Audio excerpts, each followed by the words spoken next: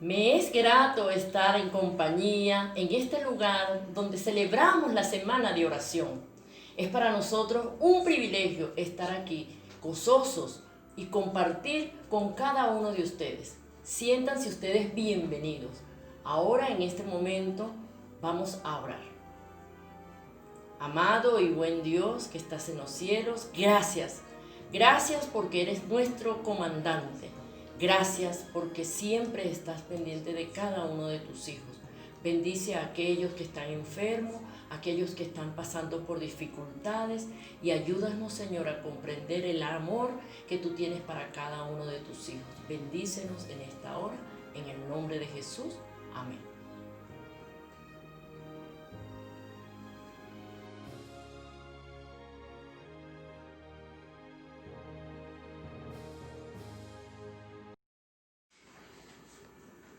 Hoy hablaremos de la dactilología, que es la técnica de hablar con los dedos de las manos.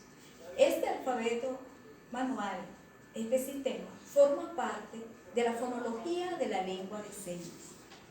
Cada letra está representada por una configuración diferente. Este alfabeto se ejecuta con una sola mano. La dactilología no es una lengua de señas, es un complemento a la lengua de señas. Por ejemplo, cuando una palabra no tiene señas, o cuando una situación, o un lugar, o un nombre propio, es decir, complementa hasta que exista una seña. Quiero decirle que el alfabeto manual venezolano se ejecuta con una sola mano. También hay que indicar que el uso del alfabeto tiene una finalidad y es educativa. A continuación, vamos a presentarles, o le presentaremos, el alfabeto manual a cargo de el sordo José Aníbal.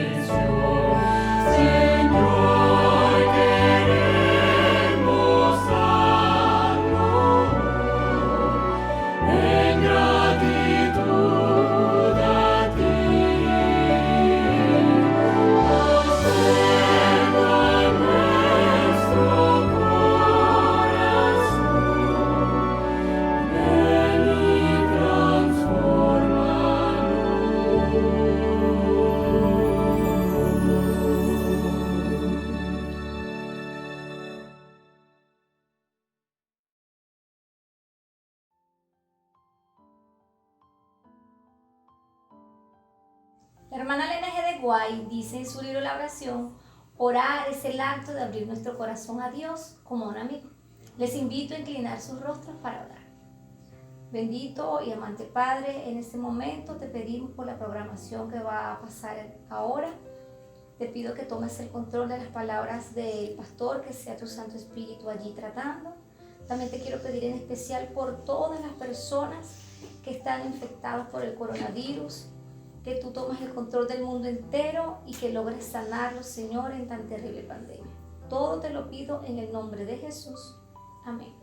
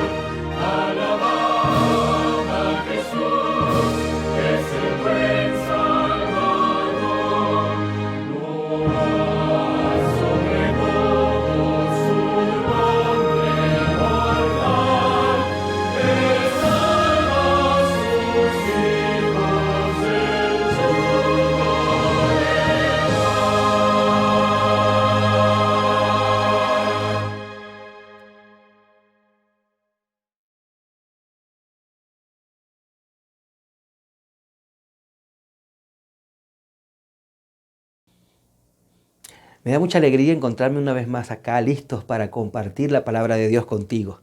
Y estamos desde Caracas, compartiendo juntos esta linda experiencia para nuestros queridos hermanos de la Iglesia Bicultural, hermanos de la comunidad de sordos acá de Caracas. También seguramente otras personas de otros lugares del país también nos están viendo y de fuera de Venezuela seguramente. Estamos aquí para leer la palabra de Dios, para acercarnos al Señor y para vivir la experiencia grata de llamarnos sus hijos. Quiero invitarte para que inclines tu rostro allí para tener una oración. Querido Dios, una vez más estamos listos para abrir la palabra santa, sagrada, que nos lleva a conocer más tu carácter y a acercarnos más al gran desafío que significa conocerte. Ayúdanos para que hoy, a través de tu Espíritu Santo, encontremos las lecciones de vida para vida. En el nombre de Jesús. Amén. Bien.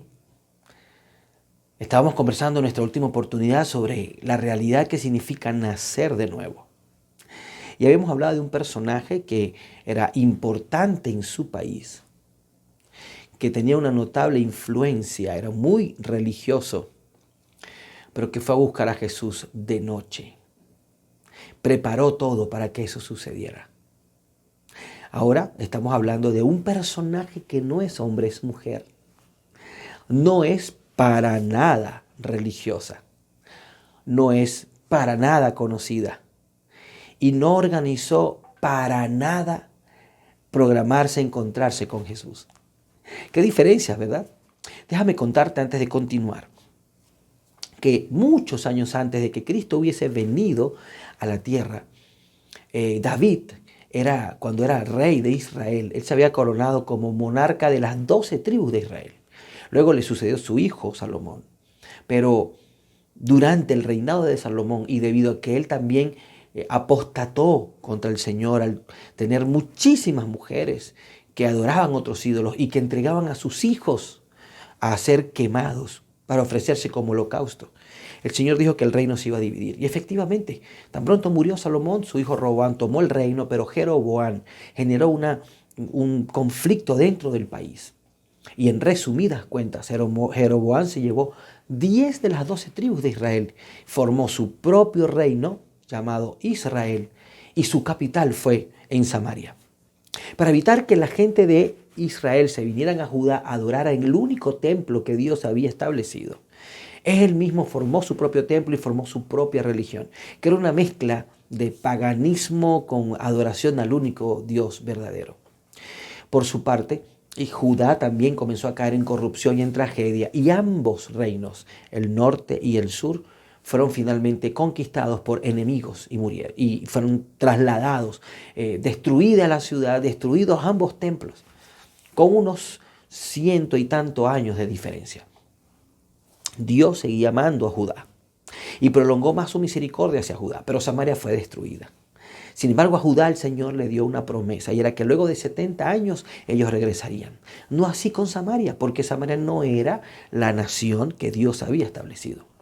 Quedó un grupito de personas allí que vivían como nómadas por esa zona, y cuando regresó de su cautividad el pueblo de Judá a Jerusalén a construir el templo, estos que eran como sus primos comenzaron a manifestarle deseo de acompañarlos, pero no quisieron los judíos, porque los samaritanos eran paganos. Desde ese momento comenzó una amarga disputa entre dos pueblos que eran primos, pero que las diferencias religiosas y culturales los hacían enemigos. Ese fue el contexto de la historia de hoy. Jesucristo iba caminando un día para encontrarse a Galilea, y la Galilea era donde él había sido criado, y iba con su comitiva de discípulos para predicar el evangelio allí. Pero dice la Biblia que era cerca del mediodía y había hambre. Así que Jesucristo se quedó esperando en un lugar llamado el estanque de Jacob, mientras los discípulos iban a buscar comida para ellos, para almorzar. Ese fue el momento cuando de repente, y digo de repente entre comillas, sucedió algo. Jesús nunca, jamás dejó algo a la deriva. Todo lo que hacía era con un objetivo. Y mientras él estaba allí sentado, haciéndose el loco, dice la historia que se acercó esta mujer. Capítulo 4 del libro de Juan nos los dice. Era cerca del mediodía y sus discípulos habían ido al pueblo a comprar comida. En eso llegó a sacar agua una mujer de Samaria y Jesús le dijo, dame un poco de agua. Pero como los judíos no usan nada en común con los samaritanos, la mujer le preguntó, ¿cómo se te ocurre pedirme agua si tú eres judío y yo samaritana? Si supieras lo que Dios te puede dar y conocieras el que te está pidiendo agua, contestó Jesús, tú le habrías pedido a él y él te habría dado agua que da vida. Prejuicios. Este fue un encuentro de enemigos, un encuentro de prejuicios. Las diferencias tremendas que habían entre estos dos pueblos eran porque simplemente unos no quisieron aceptar la ayuda de otros. Aquellos que en un momento le manifestaron amistad, terminaron demostrándole ira, molestia e hicieron de todo con tal de que el pueblo de Israel no pudiese seguir construyendo. Y en parte lo lograron, pero finalmente el templo fue construido. Estamos hablando de muchos años posteriores, aproximadamente unos 500 años, y todavía había conflictos entre ellos. Ay, mi amigo querido, ¿qué motiva que entre el pueblo de Dios exista conflictos, diferencias? ¿Cuáles son las diferencias? Diferencias que parecieran abismales, pero que son pequeñas, tontas, que de alguna u otra manera no deberían ser una causa para dividirnos. Pero en nuestra iglesia es una realidad, sucede. Hay discusiones constantes. Cuando no nos reconocemos los unos a los otros, cuando hay conflictos, entonces comienzan los prejuicios. Y sabes, cuando nosotros somos prejuiciados, cuando nosotros pensamos mal de otras personas, estamos perdiéndonos una oportunidad maravillosa de conocernos y de, por el contrario, aprender a amarnos. Eso lo entendió Jesús. Y cuando él aborda a esta joven, él le dice, dame de beber. Él comenzó pidiéndole algo. Y esta mujer de una vez se molestó cuando vio que era judío. Yo no sé cómo se dio cuenta, pero lo que sí es que ella se dio cuenta de que él no era samaritano. Y de una vez le reclama, ¿cómo tú a mí me pides? Hay diferencias, no nos deberíamos hablar. Pero entonces Jesús le habla y le dice, escúchame, vamos a estar claros aquí. Yo te estoy pidiendo de esta agua que está aquí, pero esa agua en algún momento se acaba. En algún momento vuelvo a tener sed. Yo quiero ofrecerte a ti un agua de vida. Nunca más necesitarás otra agua. Si tú supieras quién soy. Ella no sabía quién era. No tenía la mínima idea de quién era. Pero luego ella le dice, ajá, ¿y cómo tú puedes buscar agua? Ella no entendía todo, igual que Nicodemo, ¿recuerdas? Ella no entendía bien, porque hay una realidad. Cuando hablamos de las cosas de Dios, no hablamos de lo natural, de lo convencional, hablamos de otro tipo de naturaleza. Cuando hablamos sobre las cosas de Dios, no hablamos sobre cosas comunes, nosotros hablamos de cosas espirituales. Y las cosas espirituales se disciernen de modo espiritual. Ella no entendía, ¿cómo puedes? Entonces Jesús le dice a ella, mira, si tú supieras que yo te puedo dar a ti un agua que más nunca vas a tener sed, yo estoy seguro que tú lo recibirías.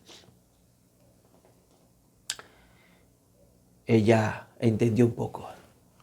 Era incómodo, ¿sabes? Ir a buscar agua todos los días. Y entonces el Señor le tocó a esta joven algo personal. Era verdad. Y seguramente ella en algún momento entendió lo que Jesús le quería decir. Jesús hablaba diferente. Él no le estaba pidiendo agua, él no le estaba ofreciendo cualquier agua. Él estaba ofreciendo algo mucho más allá del agua. Y ella entendió, ¿sabes? Y cuando escucha a Jesús dice, ay Señor, ojalá yo pudiese tener esa agua. Ese fue el momento cuando Jesús entonces entendió y le dijo, hey, hagamos una cosa. Antes que yo quiera continuar contigo, busca a tu marido. Cuando Jesús dijo eso, y tocó las fibras de su alma. ¿Tú te acuerdas que cuando hablamos ayer de Nicodemo, el Señor de una vez lo abordó directamente? Tú tienes que nacer de nuevo. Lo afrontó con su condición de pecado, pero en el caso de esta mujer, el Señor no lo hizo así. El primero le pidió agua, porque ella no estaba preparada.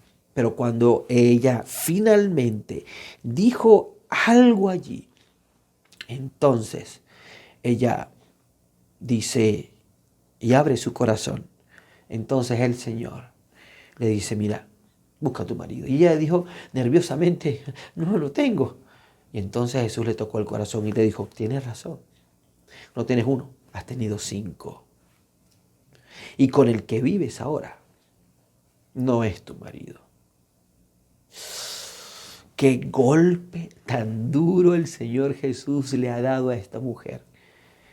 Le ha dicho, tú no tienes uno, tienes 5. Le tocó las fibras más sensibles.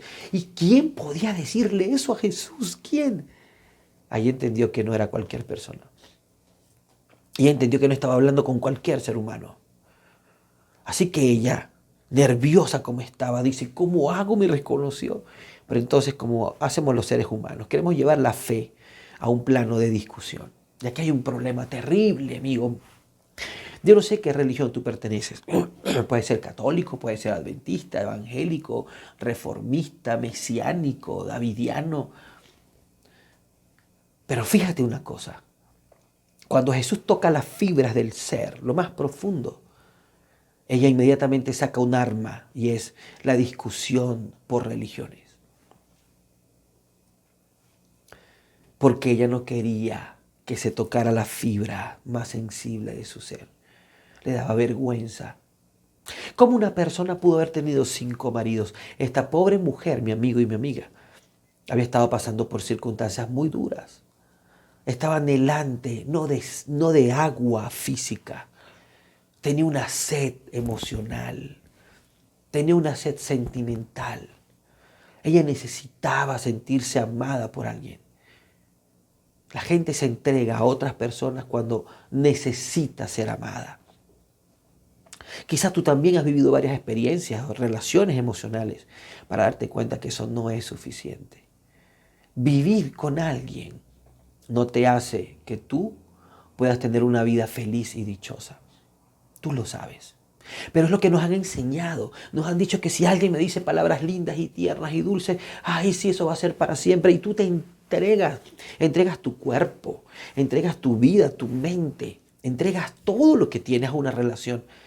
Pero pasa poco tiempo y luego se rompe esa relación. Porque resulta que la sed que tú y yo necesitamos saciar no es una sed que se cubre con cualquier agua. Algunos nos sentimos con un vacío emocional y pensamos que el dinero lo cubre. No, el dinero no lo cubre. Algunos pensamos que la felicidad es con tener el ejercicio pleno de nuestras facultades, de poder disfrutar de los 5 sentidos. No, tampoco.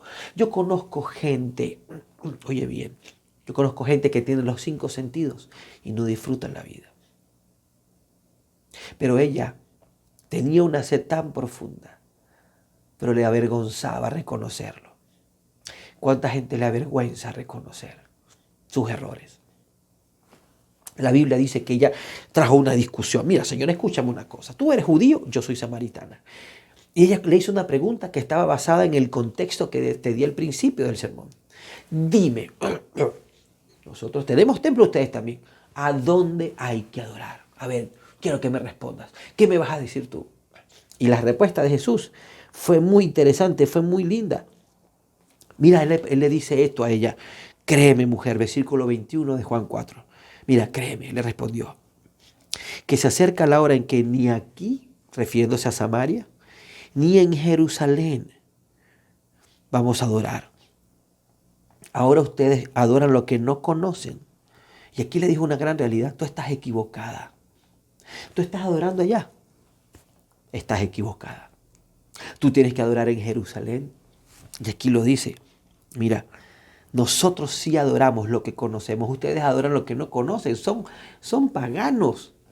Pero nosotros sí sabemos lo que adoramos. Porque la salvación proviene de los judíos. Uy, qué duro. Qué duro. Hay realidades en este mundo. Hay 20.000 religiones, 10.000 religiones, 30.000 religiones. Hay muchos conceptos. Hay mucha gente quien cree cualquier cosa sobre la fe. Dios a ti te da libertad a que tú adores lo que tú quieres. Él quiere darte plenitud para que tú puedas decidir cualquier cosa.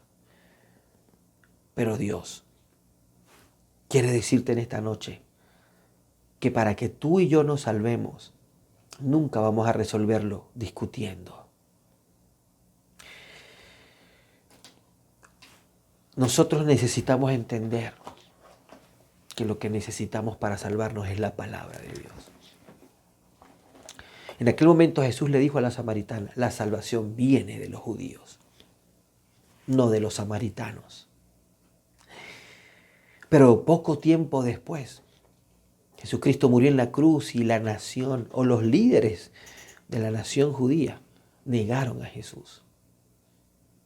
Y entonces el Señor trasladó las bendiciones que quería darle al pueblo literal, a ese Judá, ese pueblo literal, lo trasladó a otro pueblo. En el libro de Romanos tú puedes encontrar esto muy fácilmente. Algunas personas todavía pretenden cambiar esto. El Señor trasladó sus bendiciones a un nuevo Israel, a un Israel espiritual compuesto por todo aquel que crea en Cristo y que base su fe en la palabra de Dios.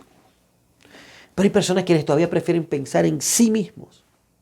Una de las cosas que la gente todavía no logra entender, como te decía en estos días atrás, es cómo alguien, siendo Dios, vino a ser hombre.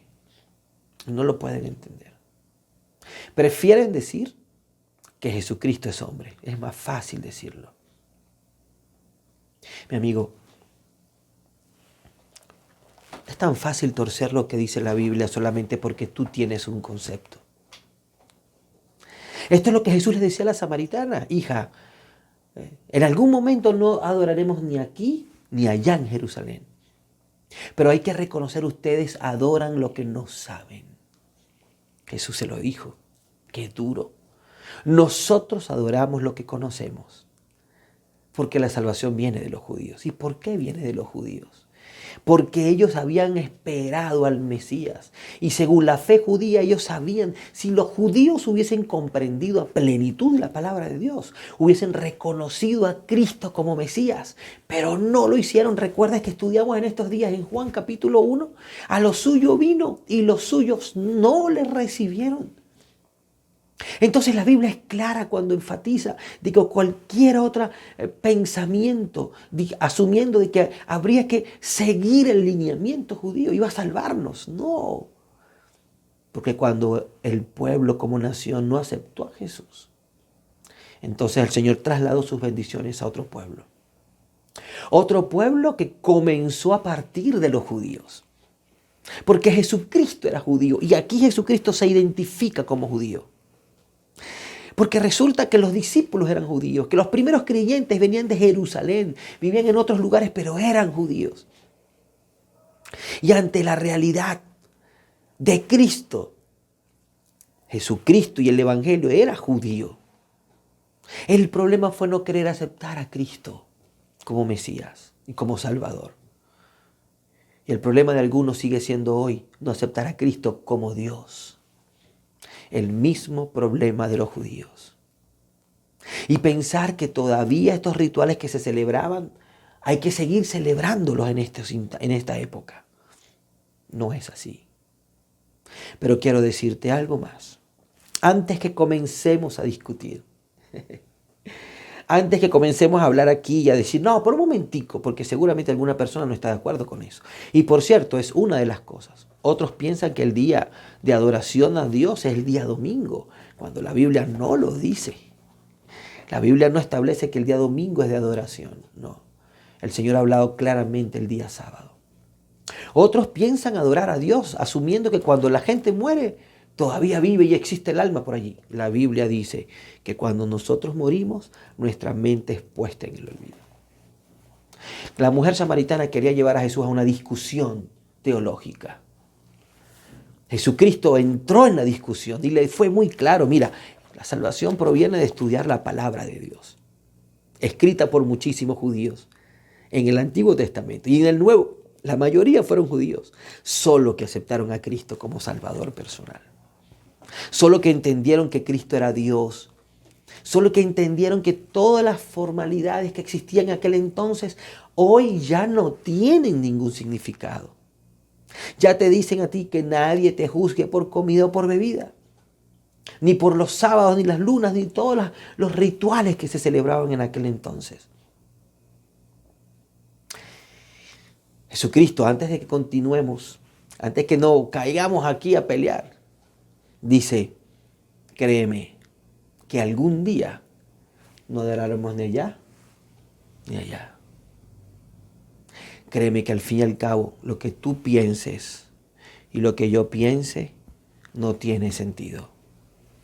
Las discusiones que tú y yo nos podemos tener para tratar de explicar lo que dice la Biblia, para imponer mi concepto, no tiene sentido. Jesucristo le dice a ella, algún día adoraremos en espíritu y en verdad. Va más allá de una teoría, va más allá de una norma, va más allá de una religión, mi amigo y mi amiga. Hay que reconocer lo que dice la palabra del Señor. No podemos seguir siendo obstinados y tercos en pensar que es como nosotros queremos solamente. Hay un proceso. Y ese proceso implica en conocer a Jesús, en entender su obra salvadora, en entender que somos salvos por fe, solamente por fe. Y Él dice, Dios es espíritu y quienes lo adoran deben hacerlo en espíritu y en verdad. Y cuando ella dijo eso, ella entendió que todo se dirigía al Mesías. ¿No te das cuenta? Que después que Él dijo eso, ella dice, sé que viene el Mesías, al que llaman el Cristo. Y cuando Él venga, nos explicará todo. Ella, siendo pagana, lograba entender que había un Mesías. Jesucristo no se lo dijo. Él le dijo que llegaría un momento cuando no sería fundamental adorar allá o allá. Habría algo más profundo. Y ella entendió que eso más profundo era el Cristo. Y entonces dice, yo sé que va a venir. Yo anhelo que venga para que nos explique todo. Entonces Jesús la miró. No sé si le sonrió y le dijo, yo soy el que habla contigo. Qué poderoso mensaje. Qué poderoso mensaje.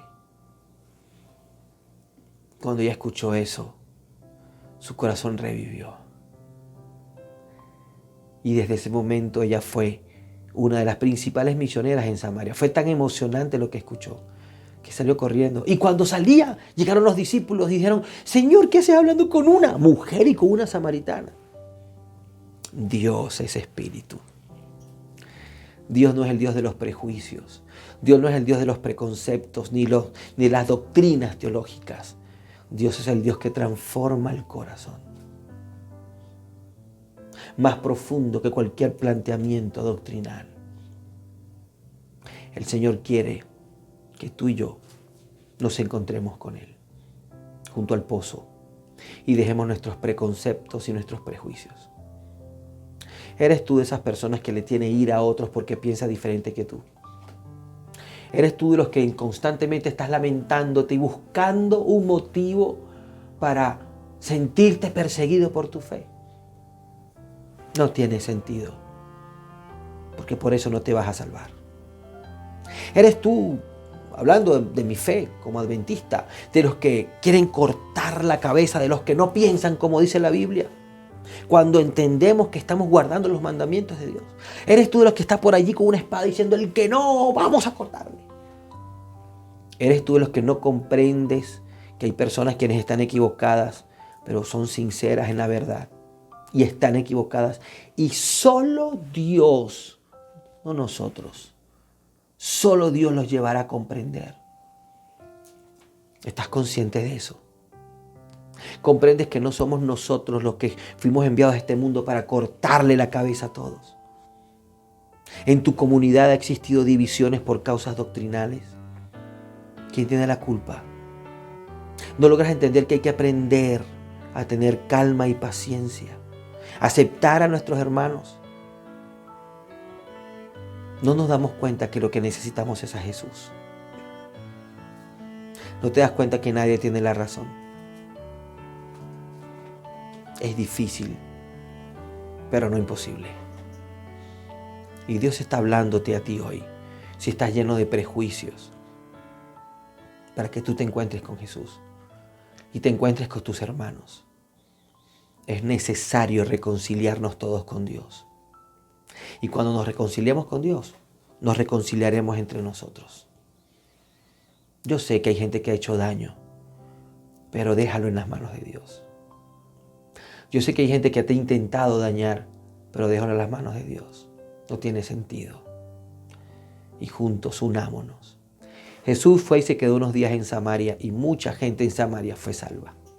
Sus enemigos se convirtieron en amigos por el amor a Jesús. ¿Entendiste el mensaje? Es tiempo de perdonar. Es tiempo de reconciliarnos. Y sí, es tiempo de perdonar una vez más el agravio mutuamente. Si tú eres una persona que sientes que tu iglesia te abandonó, te tiró tu suerte porque pensabas distinto, es momento que te reconcilies con tu iglesia y pidas perdón por lo que has hecho. Has dividido a la iglesia. Si eres de los que están en la iglesia y te sentiste ofendido porque alguien vino y quiso romper esa armonía que había y destruyó la iglesia, es tiempo que pidas perdón. Es tiempo que de alguna manera te reconcilies también. Aquí no hay ganadores, aquí no hay perdedores. Aquí hay personas dispuestas a conocer a Jesús. ¿Quieres ser tú esa persona? Sinceramente, ¿quieres orar? Yo quiero orar por ti. Señor nuestro, quiero implorarte que quites nuestros prejuicios en este momento. Que nos ayudes a entender que no hay ganadores ni perdedores cuando hay disputas dentro de nuestro pueblo o cuando hay discusiones doctrinales, Señor. Lo único que nosotros necesitamos entender es tu palabra. Es ella viva y eficaz y nos lleva a donde tú quieres que vayamos. Ayúdanos, Señor, de alguna manera, ilumina nuestra mente y llévanos con amor a todos a creer en ti y a entender lo que dice la Biblia para que juntos nos unamos en adoración a ti. A entender que no se trata de prejuicios, que no se trata de conceptos teológicos. No nos vamos a salvar por conceptos teológicos. Sí podemos perdernos por conceptos teológicos sin el amor de Jesús. Yo quiero invitarte para que cada uno de los que escucha hoy y reconoce que necesita de ti pueda encontrarse contigo y pueda vivir la dicha del perdón. Sé que lo harás y te doy infinitas gracias por eso. Perdona todos nuestros pecados. En el nombre de Jesús. Amén. Que Dios te bendiga.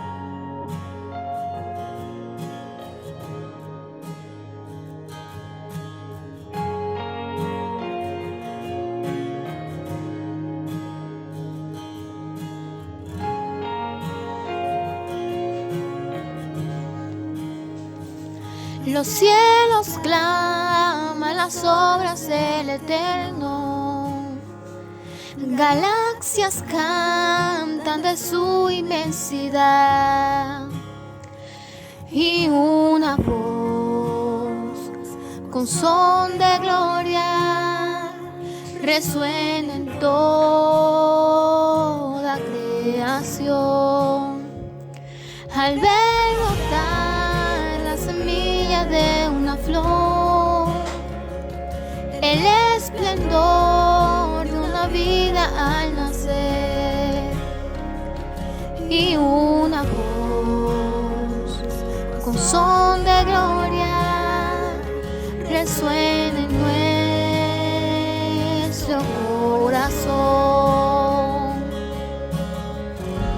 delante de Él nos rendimos, es todo por Él, todo por Él. A Él la gloria es para siempre, es todo por Él, todo por Él.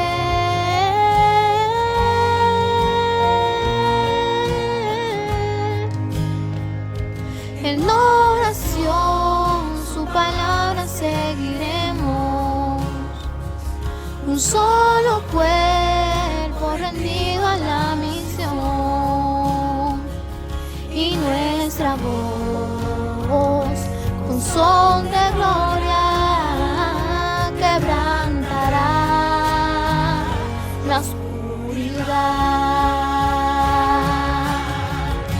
Delante de Él nos rendimos, es todo por Él, todo por Él.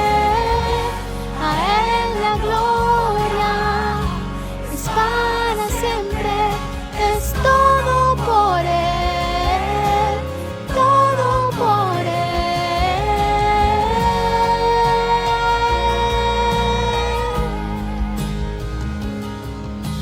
A Él sea honra, gloria y honor, que el reino del Señor